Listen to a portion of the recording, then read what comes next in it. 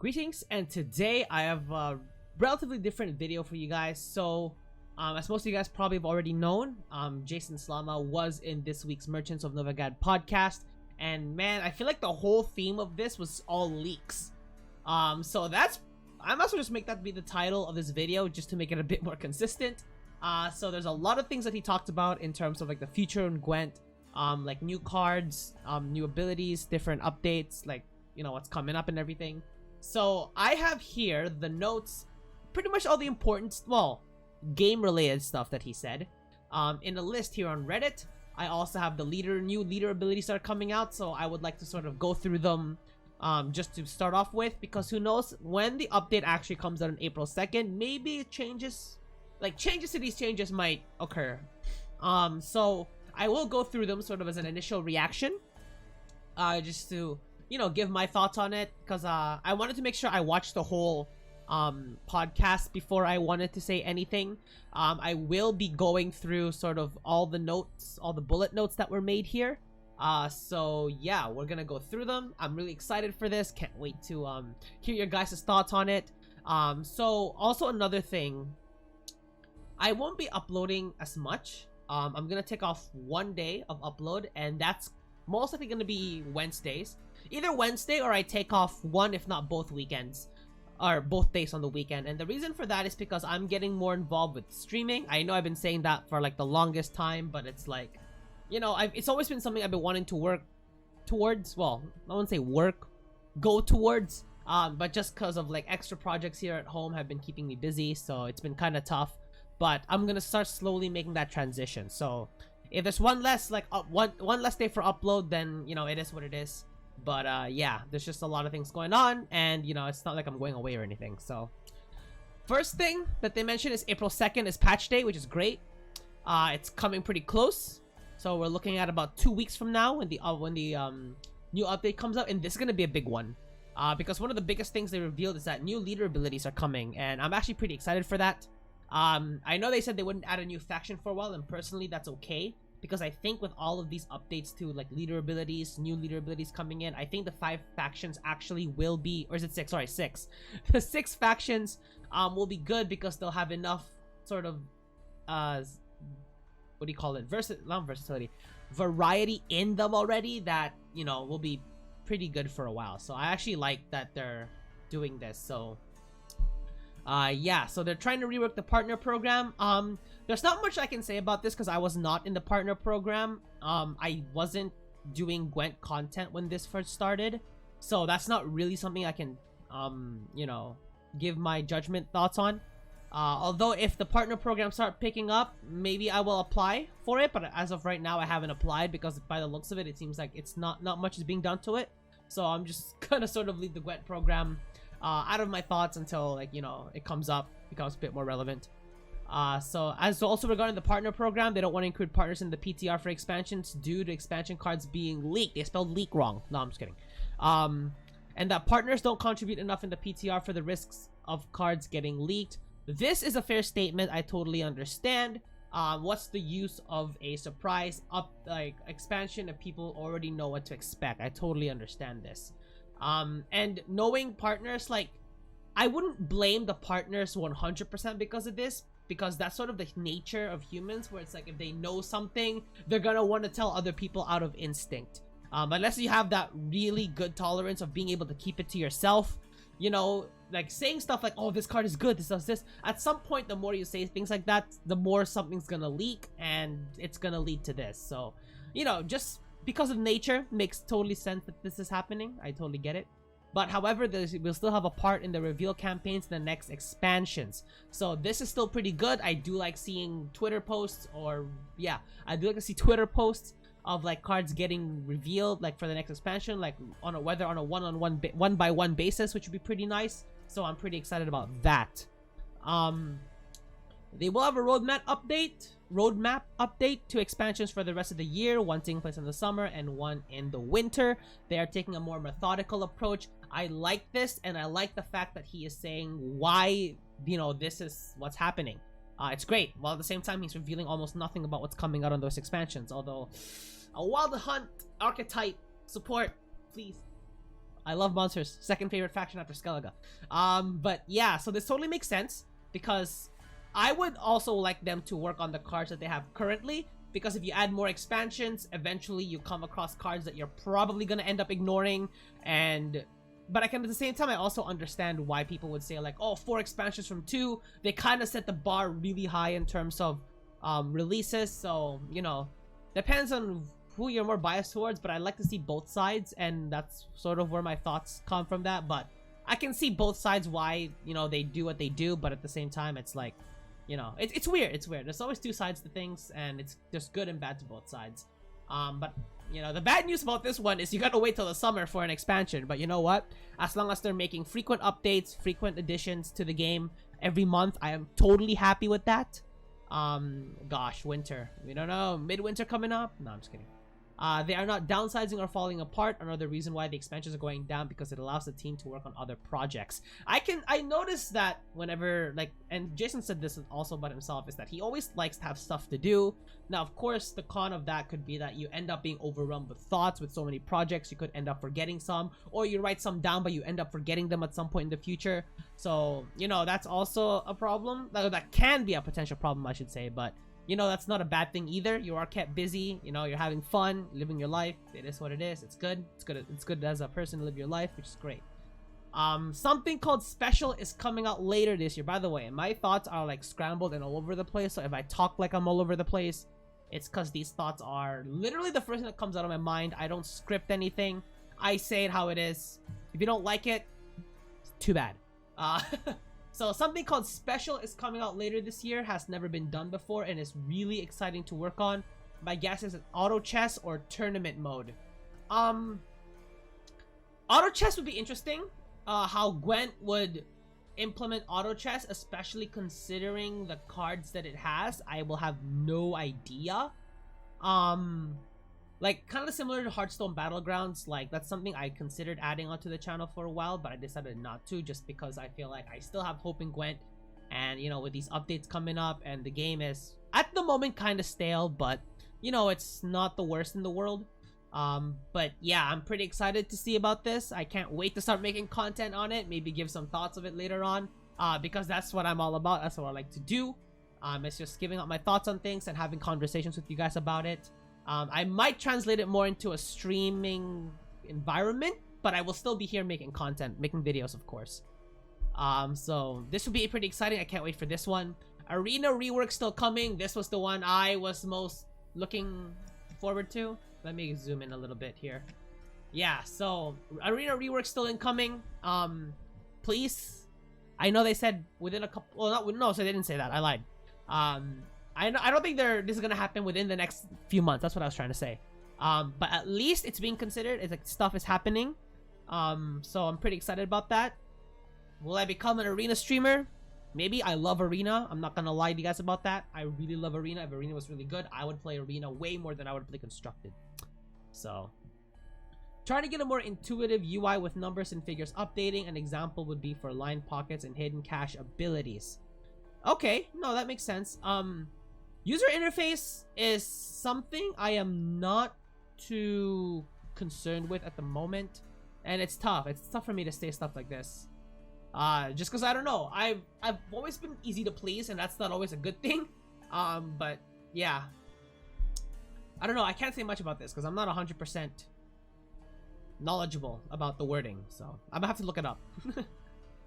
Cards, 2 or 3 Squirtle cards will be changed that are not dwarves. So he did mention that dwarves are getting a sort of focus on resilience and armor. So dwarves are gonna get quite the carryover support, which is going to be pretty great. You combo that with the likes of like Hawker Smuggler. No, but the thing is, sorry, resilience gets reset. So Hawker Smuggler, take that argument out of the window. Doesn't count. But giving dwarves armor, so making them the more defensive support type, is pretty cool. Whereas while they don't really add power, because again, based on what they mentioned, it's based on armor that they're gonna get support at. We will see it in the new leader abilities in a bit. So I just want to go through this list first. So I think after this thing, after the card section, I think I'm gonna go to the leaders, because I think it's just a good way to sort of transition. Oh no, new leader abilities are coming, so that's when I'll transition. Jokes. So yeah, let's just continue on. So 2 or 3 Squirtle cards that will be changed that are not dwarves. Skeletal cards will have a few changes as well. That's exciting. I really want to see what... I feel like they made a big change on Skeletal already with the Wild Boar of the Sea. So, you know, let's see what other big changes they come up with. New card word Initiate will be added to Scorch and Igni. Said keyword is designed that the card will be more powerful if it is the first thing you do in the round. No more non-interrupting pings from orders. Yeah, Scorch and Geralt were a really big setup finisher, or big setup like power swing, in the terms that you can just combine like Precision Strike. That's what made Precision Strike so powerful, I think, last month. And it's still kind of powerful now if you add it with Igni, because you can still set up. Nothing's really changed except for the provision. But when Precision Strike was still 16, people were just going insane with Geralt Igni combos. So it was absolutely insane. And Scorch, you even see a couple of Shirus. It was absolutely insane. So adding the new card. Oh, and the way they worded initiative that's gonna work is that the card becomes more powerful if it is the first thing you do in the round. So I get that. So that kind of gives it more the proactive support for Scorch and Geralt Igni. It'll make these cards good to get like first to be the first card played, of course. Like if you need options, like if all your other cards are very combo reliant and you need a proactive play, Scorch. And I don't know how Scorch is gonna become a first turn play only card. That might be a bit interesting. There's no way that this should spawn anything. It's freaking Scorch, for crying out loud. But we'll see what they do. Geralt Igni, again, same thing, no idea. But they do seem to have a similar theme in terms of like their artwork or what they're about, and it's based on fire. So, and Jason did mention that it is going to be a bit more lore friendly, the cards, so this will be interesting. I want to see how they implement like flames or fire into this. And if that's the case, will more Firesworn cards, or will Sacred Flame become initiative? Like, who knows? Maybe just making, you know, conspiracy theories here, but I'm seeing a pattern here, and I like to believe in patterns. New Wild Hunt cards incoming in the next expansion. There it is. Perfect. This is going to be beautiful. I think I missed this. I think I missed this in the stream. Interesting. I think they might have mentioned it, but it wasn't as exaggerated as this. Like, I saw the big wink, and I was like, oh gosh. A bribery nerf was considered that bronze duplicates would account into the odds of showing up in the create pool. I think that's the main reason why bribery was so powerful in the first place, is because people try to make their decks implement more golds, and obviously the more golds you implement, the more chances that bribery would get those gold cards. And yeah, something that we wasn't really noticed is that duplicates weren't actually accounted for. So the chances of you getting a gold card versus a bronze card, if your bronze cards were all duplicated, was actually going to be really high, because you can only have one copy of a gold card. So I can't believe I didn't realize that earlier. But I mean, it's still pretty powerful. Still, changes definitely need to be made, whether bribery should become a 9 provisioned or even 10, or putting in bronze dupes. But yeah, be interesting. They do not consider Bomb Heaver a problem card at the moment. They are willing to change their minds if the data show that Bomb Heaver is more oppressive. Scenarios have been nerfed, I believe, in the last... Well, not really. They got nerfed indirectly by nerfing the 2-card combos. So, with the nerf of Pincer Maneuver, Second Wind, Wild Card. Interestingly enough, they didn't really nerf mobilization, but they did nerf a card that usually comes out of it, which is Reinforced Trebuchet. But they're discreetly nerfing cards that don't get touched by nerfing the cards that they support, which is pretty clever in my opinion, and I like it personally. I like it, so that's pretty cool. I've never personally had a problem with Bomb Heaver. Then again, that's because I don't play a lot of scenario decks. I don't know, I could try it, but I just don't do it. I don't know, it's just not something that I do. I don't know why, I'm not gonna lie. I like scenarios, I just don't know why I don't play them. I think it's because every time I don't play them, I don't see a Bomb Heaver, and every time I play them, I do see a Bomb Heaver. Even if I play a leader ability that's supposed to have scenarios, and then it doesn't, and then Bomb Heaver doesn't show up, it's almost like they know what I'm playing, even though I don't really stream these games. Not yet. They are considering in the second half in September between the expansions returning leader card arts. Old leader abilities become cards in the game, so they might plan to transition abilities back into cards, which I thought was cool. So you add that sort of into your hand count. I thought that was pretty cool. So personally, I've been different about that kind of stuff. I'm personally okay with it. Aesthetics and cosmetics were never really kind of my thing. So, new resilience ability on a card again. So I think I think old A-Rush used to have give resilience, right? But it was just super expensive. So probably on a dwarf or on a neutral card that gives resilience. Barclay Else may have been changed, but I think he said do not quote him on that. So maybe not. And Zoltan Chivet has been changed. Well, it makes sense. You nerf dwarves, you make them unplayable. Zoltan Chivet was pretty much all dwarves you need to play to get its ability go off, and like it doesn't make any difference, so it's the point. So I like this change as well. So specific rework leaks that he has actually leaked is Pyro Technician is going to become a 3 for 4. But on an order, you can destroy an allied artifact. Oh no, sorry. I am looking at the wrong thing. It is gonna be a 4/4/4. There it is. It's middle of the night. I just had class. I'm exhausted. I'm sorry. 4/4/4, and on order, you damage a random enemy unit in self by 4. Now, mentioning the fact that dwarves are getting support in terms of armor, this makes sense. You put a troubadour on this thing, or 2 troubadours, although I don't know if you want to do that. Putting a troubadour, or maybe playing a wagonberg. So we're gonna see some dwarf support with potential bandits, which makes sense. I'm in bandit gang, so I might do a dwarf bandit hybrid deck. Who knows? We'll see. But it would be pretty cool though if that's what's gonna end up happening based on the changes that are going to be coming in. But this is an interesting ability because there is a chance you could hit like a 1 power unit, 2 power unit, 3 power unit.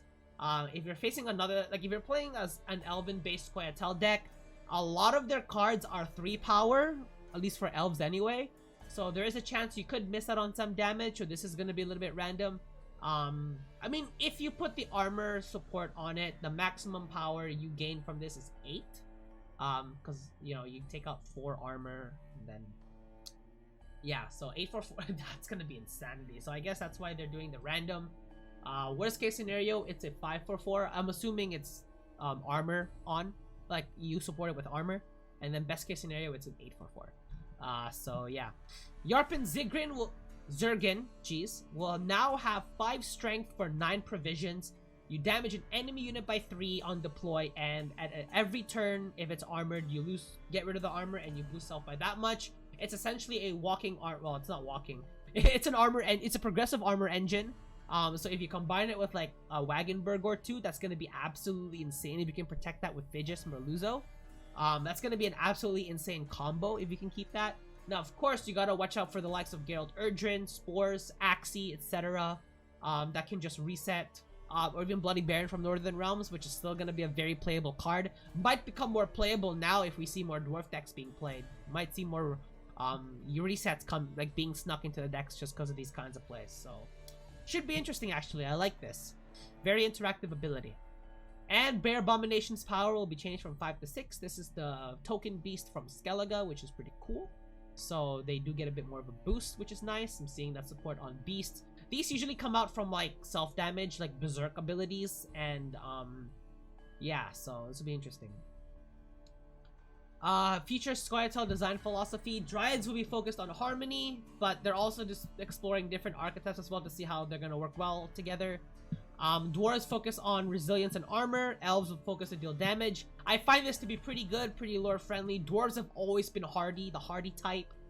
So this actually makes sense that resilience and armor on them will fit.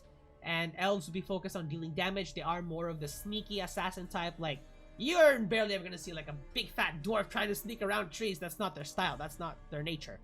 It is the nature of the elf though. So this makes sense. Dryads could be sort of something in the middle, because harmony sort of works with both dwarves and elves. If anything, the dryads might become like middlemen. But we will absolutely see about that. Give me just 1 second. Change right here. Yeah, the Wi-Fi is also kind of bad at my place, so it's like the music won't transition like smoothly, but it comes when it comes. So yeah, let's move on. So now here's the leader abilities. I'm not gonna go through it by words here. I'm actually gonna go through them here, and this is sort of the last thing that they talk about. So the first leader ability that we're going to have right here is... Can I zoom in? I want to zoom in on this, like all the way. Yeah, so about here. So we have Blaze of Glory. So this is essentially like a version of Hjalmar on Crate, where it's you move you essentially, well, with Hjalmar, it's banished from the grave. This one is moved to the grave, but you deal damage to an enemy unit equal to that thing's power. So you can essentially move the likes of Skjall, you can move the likes of, what's her name, Jutta, and then you can bring them back with Sigrifa's right. So Skellig is getting some sort of tall support with this as well. You can even move Morkvarg, deal 5 damage, and then it comes back. So that's like both damage, and it's gonna bring back, and it thins your deck out, which is pretty nice, I'm not gonna lie. You can also potentially move a Crow Mother to the graveyard as well if you're missing it. But you know, chances are you'd want to move it. You'd want to move like the higher power cards for more damage, or like again cards like Morkvarg would be nice. So you know, you have options there. We will be exploring with those sort of when the update comes out, and because you know, chances are some of these cards might change, and obviously he didn't mention like which cards are getting changed, but like you never know, right? So you know, but yeah, so let's move on. Next we have Hidden Cache. Gain 3 coins on round start, refreshes ability, and your horde abilities require 3 less coins to trigger. This ability is going to get like abused. Like horde cards are gonna see a lot of play with Hidden Cache, obviously, because that's what they're meant to support. Not only are the hordes gonna be -3 required, but you also get 9 total coins out of this hero power. Now granted, it's not all at once, it is sort of progressive, but this is an insane ability. Did they mention provision costs here? They did? No, it's here. So we'll just go through.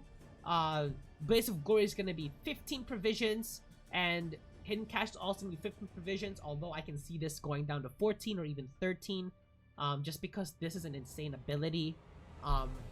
It not only will it makes Horde more playable, but just the amount of coins you're getting is just absolutely insane.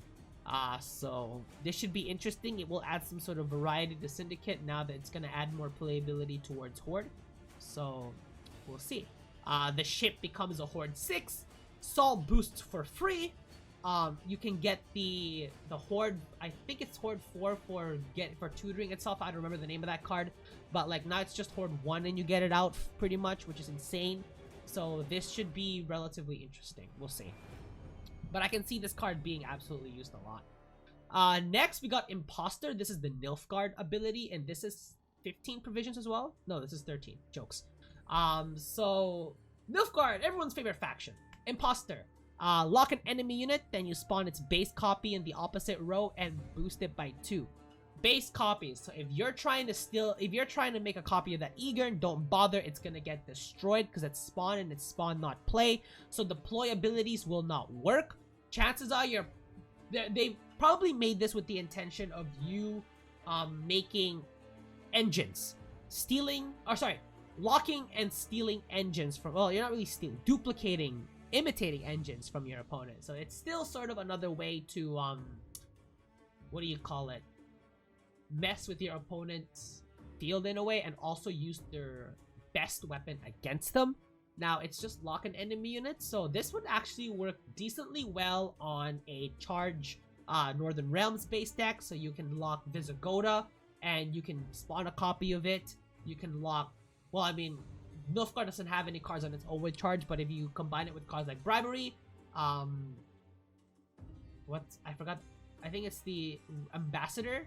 Yeah, the Ambassador, and then you can create more engines from Northern Realms. It's just a way to use it. It's just a way to like sort of enforce you being able to use your opponent's weapons against them, which is what they're going to go down the path of with Nilfgaard, which is sort of messing with everything else. You know, it messes with everything else on the game, other than the actual game itself, which is funny. Well, including the game itself, but it messes with everything pretty much. So yeah, interesting, and I like how they added like the recommended cards, although we know there could be more that they could play, like this one. Jutta's a good one, Skjall's a good one. So yeah, but these are some sort of good recommended cards for beginners, and they didn't mention that part. So next we got the Mahakam Forge. This is where the dwarf support is coming in that I mentioned. Bit of a typo there. Order. Okay, we got a bit of a typo here, but that's fine. Spawn and play Tempering. All dwarves in your starting All dwarves in your starting deck get 1 freaking armor. Okay, so Dwarf Berserker essentially goes back to 5 with this ability, and I believe this is 14 provisions? 15. I'm gonna get one of these right. 15 provisions. So Mahakam Defender gets a bit more protection with the armor. Dwarf Berserker as well gets 1 more barricade ability go off. Barclay Else, again, he brought it up, but you know, we can't confirm or deny whether it's gonna get changed or not, although he's more on the side of not gonna get changed, but you never know. So dwarves are getting a bit of support, which is, well, hopefully more than just a bit of support, but this is pretty great. Oh, no, this is more than a bit of support. What am I saying? But this is absolutely great, so I can't wait to try out this ability. And before I continue, I like the art, actually, of the, like, I love the art for Skellige's new leader ability. I would play it and just stare at the art forever and lose the game because of it. Like, that's how good I think some of these, like, art is, which is pretty nice. Next, we got Overwhelming Hunger. Wait, the provisions are set up here. I am absolutely blind. My apologies. So this is 15, 15, 13, 15. And we got Monsters, which is Overwhelming Hunger, which is also 13. On Order, destroy an allied unit, then spawn an Ekimara in this row and boost it by the destroyed unit's power. This is another support for Death Wish. Obviously because you're destroying an allied unit. But you maintain that you sort of keep the power that they have. So, like, if, let's say, so this essentially looks like Chiron, but they were comparing it to old Chiron though, which makes sense. But although, like, new Chiron kind of has a similar ability, somewhat similar, it is 3 consumes. So essentially, it gives you 3 extra consumes to use on whatever you want, which is, I think, pretty crazy. So there's many ways to use this, like all the Death Wish cards are here that are pretty good, of course. The difference is, well, not that this is, not just this is lower provisions, but with Death Wish, you get to spawn the card back, so you get to use that card again, but it's only once. Overwhelming Hunger, so you can use Death Wish ability 3 times, which is nice. This is a bit more fixed on Death Wish, while the actual Death Wish ability, I forgot the name of it. Death Shadow, I think, or something like that. I'm not good with names. I'm sorry. I just know the abilities. Whereas that one, you can sort of play it on any card with Deploy and essentially, use that card's ability again. So that one's that ability's being used more for, like, you know, Karanthir into, Kikamori Queen or Living Armor, you know, the likes. So it depends on what kind of tempo you're looking for, so. And the last ability, I believe, yes, it is the Northern Realms. It is 14 provisions, Uprising, boost self by 1. This is essentially, this is Neneke, but once altars are used up, you play Lyrian Scytheman. So they mentioned that the main difference between this and Queen Meve is that Queen Meve is a bit more progressive, while this one, you can play it instantaneously. So you can set up, so that actually makes Visigoth a bit more of a, you know, you can kind of guarantee that this card's gonna get a lot more value off of the Uprising because of, you know, being able to have that instantaneous aspect to it. Black Rayla, I mean, Black Rayla can already work with Queen Meve just because, like, Northern Realms just have the ability to boost, which is pretty great. Lyrian Lanchnecht, I think I'm pronouncing that right. This card, I've noticed this card has been seeing more played recently. So, which is pretty nice. So a lot of, like, the inspired abilities are getting sort of a boost in a different way with Uprising. That's essentially the idea with this, so. Yeah, and Lyrian Scytheman, of course, because, you know, I've never ever seen this card play, you know, unless I was playing Thronebreaker. Boost self by 1 for each boosted allied unit. This card is actually gonna give this ability actually gives the Lyrian Scytheman some support. So we could potentially see Lyrian Scytheman out on the field with this card, but who knows? I don't know, it's gonna be a hard call because you can make a lot of inspired based decks now that you got another option, not just Queen Meve, but also Uprising. But at 14 provisions, I mean 4, and then it's 5, 6, 7, 8, 9, 10, 11, assuming you play this, like, on its own without any other combo cards. Well, you know, assuming you have, like, 3 cards in a row, of course. Like, I'm saying, if you play this at its, like, maximum potential, it's an 11-point leader. So we'll see. Like I said, it's hard to make a judgment call on everything because we don't know what other cards are getting changed. So this is just sort of my first thoughts on it.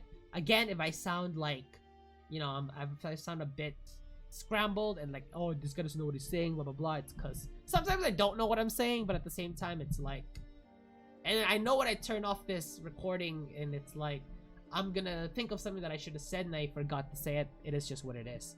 But yeah, that's sort of all the new leader abilities that are come out in April 2nd. He did confirm that April 2nd is the next update, and then we'll have these leader abilities. And the final notes, let's just see what other stuff they mentioned. Balance team has tried to get patch notes a day before the patch, but due to translation issues, it proves to be harder than originally anticipated. I mean, they have to learn multiple languages for that, so I totally understand what they're saying, and that's totally fine by me. Next, a Twitch question was asked for a seasonal mode of classic Gwent when there is no provision limits. This is gonna be insane. What if they end up doing where it's like you limit your gold cards to like 4 gold cards? Although I don't think they'll do that because I think gold cards, like there's a lot more gold cards now. But you know, that's what they did have in classic Gwent where it's, well, no. The Witcher 3 Gwent I don't think had a limit on gold cards, although I can't remember. It's been years since I played Witcher 3. But I know in the closed beta Gwent, they limited the amount of gold cards. That's because silver cards were a thing as well. So, but yeah, this is gonna be absolutely insane. If Jason answered that this was something he's always wanted to do, but wasn't planned this year and wants to be special and not seem like it was sneezed out. Okay, fair enough. I get what he's saying. They also talked about the result of should we continue controller support poll, and the polls most likely indicate that support will be continued. Okay, fair enough. I like this. Good thing that it was caught and it was brought up. So that's sort of everything that's like in gist to what Jason talked about, at least related to the game.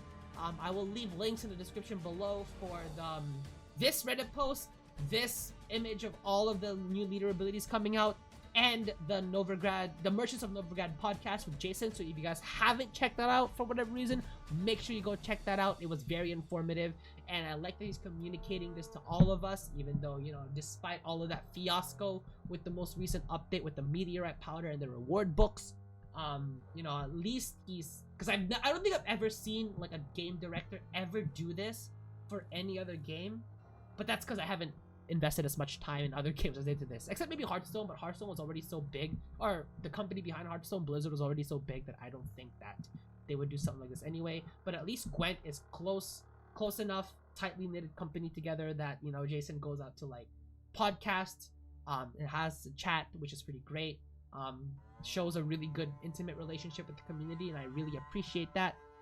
So anyway, that's sort of my initial thoughts on this upcoming patch. I'll probably call it the leak list reaction. So let me know what your guys' thoughts of it are.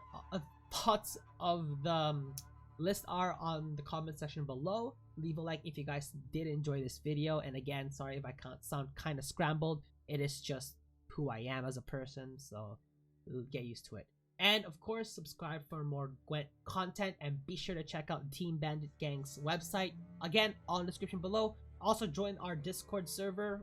You'll have the chance to talk to me and other streamers and content creators that are on the team as well, and other members of the community, because I feel like I get a lot of advice and a lot of info from you guys in terms of playing the game, because I'm also sort of learning the game myself. I'm not a master, I'm no guru. I just like to make videos. And yeah, subscribe for more Gwent content. And other than that, this is Enzo signing out, and I'll catch you guys in the next one.